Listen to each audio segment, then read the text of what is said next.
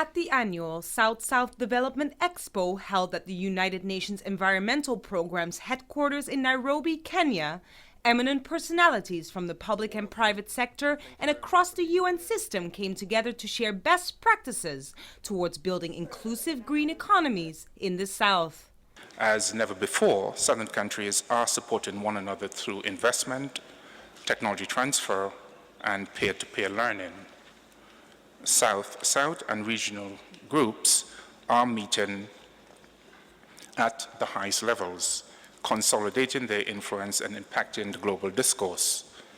They are also strengthening and redesigning approaches to development. Developing countries that are facing similar phases and challenges of development are able to learn from each other and share best practices and policy measures. This would help them to independently choose and design green economy development paths that are suitable for their national conditions. This is the right time for South-South cooperation to learn from past mistakes of others and make a difference with fresh strategies, new and innovative measures. UNDP is absolutely convinced of the important contribution of South-South and triangular cooperation to advancing development and tackling global challenges. Indeed, we know that solutions often emerge from where the challenges are. Facilitating South-South and triangular cooperation has therefore become central to UNDP's ability to obtain development results.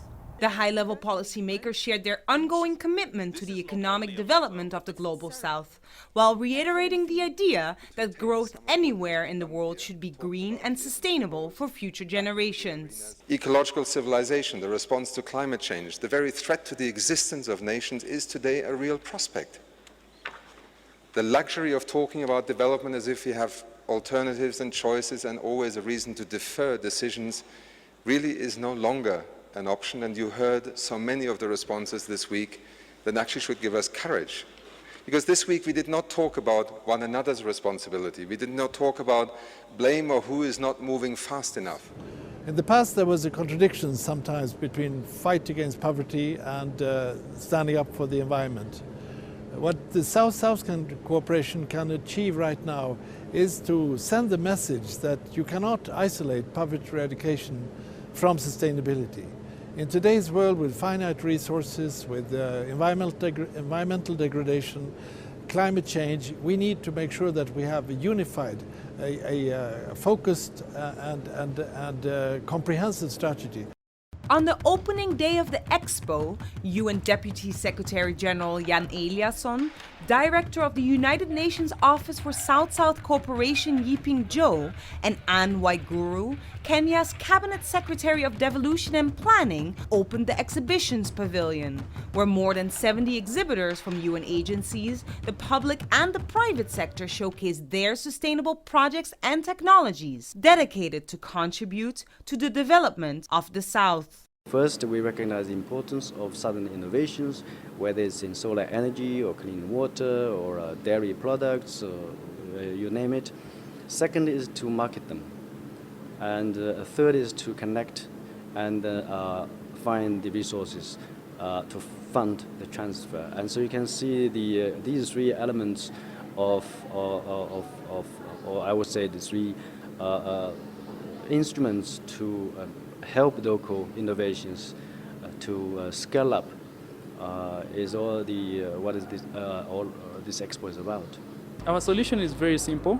We are using enclosed composting technology to treat human waste into organic fertilizer. South-South Cooperation Expo gives us a great platform for identifying new partners for this kind of technology. We have actually identified many partners that are willing to come on board and help us lower the production cost, showcase and market this particular solution. So it gave us a platform where we had access to free access and one-on-one direct discussions with the various partners that we've been targeting and pursuing for a very long time. Brazil has lots of technology which is affordable, which is not very complicated, that is easy to adopt within this region. Then most of those technologies also been developed on the concept that is within the tropics. It's still tropical agriculture. So it's not very as complicated as getting some other technologies from the north, etc., etc.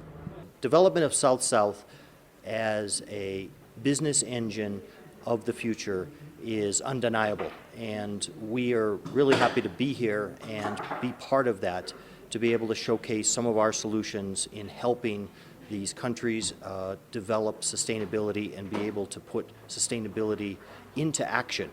The forum was attended by some 1,200 delegates from over 150 member states, representing 27 UN agencies, demonstrating the world's collective effort to a more extensive, inclusive, and greener development within the Global South. Among the delegates, a large group of youth representatives attended, scoping out future developments from the South for the South. The young people, as long as you provide the opportunity, they will take the opportunity and run with it. They are not, as some would see, as dependent on others. As a feature event of the closing ceremony, outstanding contributions to the Southern Development Agenda were recognized during the annual South-South Cooperation Awards ceremony. President of the UN General Assembly John Ash and Executive Director of UNEP Achim Steiner both received an award for their leadership in promoting extensive, sustainable South-South cooperation. Other awardees at the ceremony included Vice Minister of Environmental Protection of China Wu Shaoqing, Permanent Representative of Kenya to the UN offices in Nairobi Martin Kimani, Innovation Africa, Kobitech Kenya, and the government of Nepal's National Planning Commission and Ministry of Local Development. Ambassador Francis Lorenzo of the International Organization for South-South Cooperation, FK Norway, and Group ESCP PAU received special recognition awards for their dedication and hands-on approach towards promoting the Southern Agenda. The award shows the contribution that the International Organization for South-South Cooperation is making in sharing the best practices in the area of South-South in triangular cooperation. An expo such as this shows us the practical realities of some of the policy issues that we do consider in the United Nations, and we can see practical examples of South technology and also opportunities for scaling up such technologies. There are people every day across the planet rethinking, reinventing, providing new ideas, new technologies, new business plans in how to change the future in a positive sense. As the global participants return to their home countries after this week-long event, they will bring with them a renewed vision of how a post-2015 development agenda should include and can benefit from the possibilities of South-South cooperation.